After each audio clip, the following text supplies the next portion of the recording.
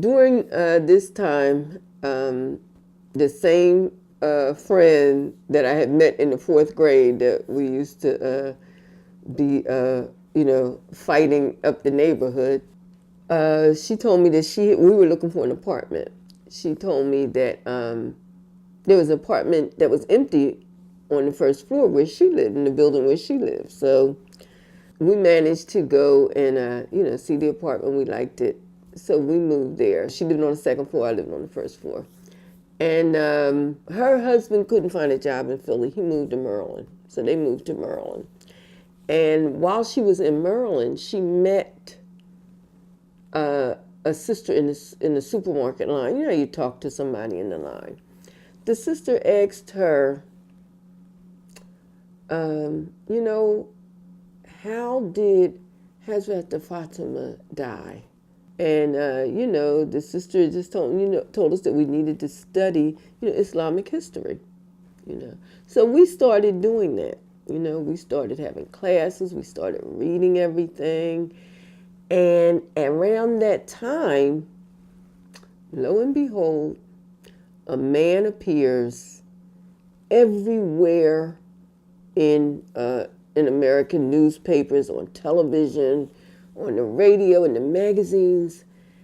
And I'm, really amazed by this man because he's always being denigrated.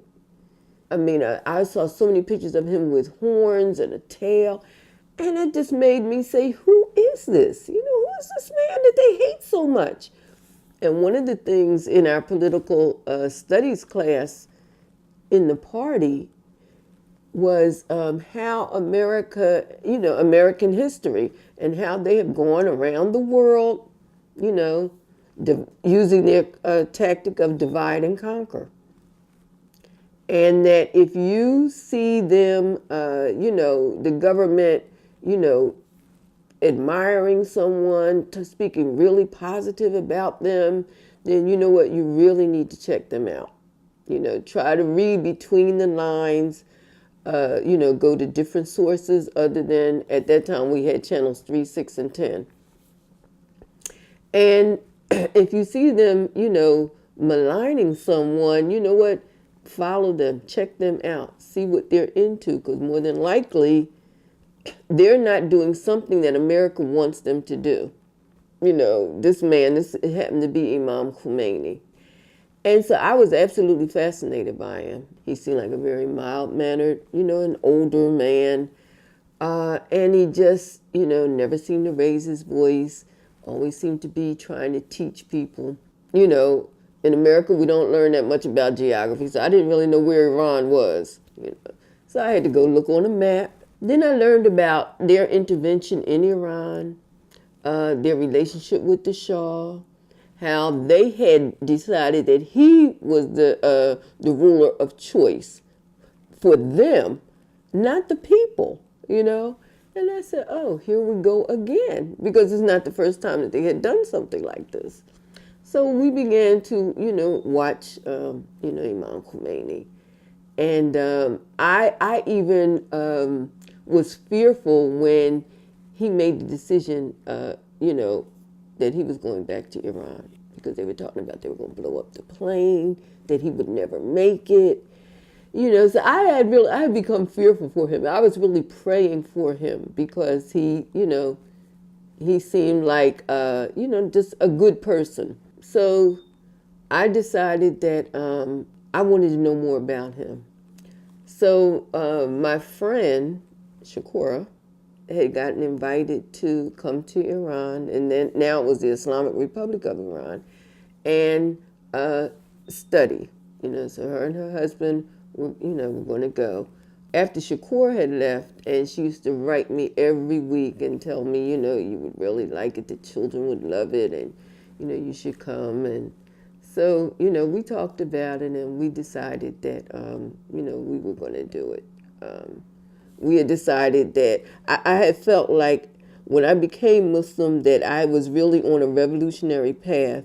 The Prophet was a revolutionary, But it's just like when Jesus came, Jesus was a revolutionary, Prophet Isa, and he threw the people out of the temple that were exchanging the money.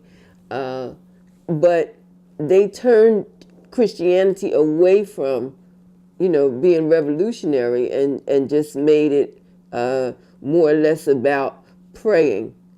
Okay. That's the same way that I felt with Islam, that I had run into a dead end, that, Muslims had just become concerned about praying, but, it's a twofold endeavor, you have to pray and you have to act. Like I heard someone on the radio say, you know what, pray but keep rowing the boat, so I felt like we weren't rowing anymore. We were just praying. And we weren't coming up with solutions. We weren't solution-oriented. We were apolitical. It was frowned upon to be, involved in any politics, even though everything about your life here is political,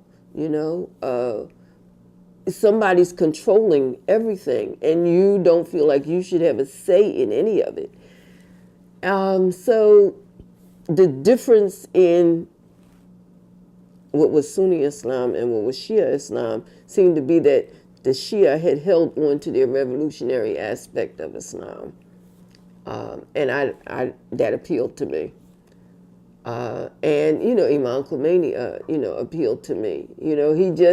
He evoked the sentiments and the feelings that I had when I learned about Shaheed Malcolm, that he was not afraid. Shaheed knew that he was a marked man, but it didn't stop him from doing what he felt that he had to do. The same type of character that I saw in Shaheed Malcolm, that I even saw in one of my other heroes, Harriet Tubman. She was unequivocally the bravest African American woman that I've ever heard of. And selfless. Even after she was free, that wasn't enough for her, that she returned to the same place 19 times. And I know that Allah was in her corner. He had to be. They wanted her dead or alive. They couldn't touch her. She was in their midst. They couldn't see her. So I just felt like, those are my heroes, the people that, have the courage to stand up in the face of injustice.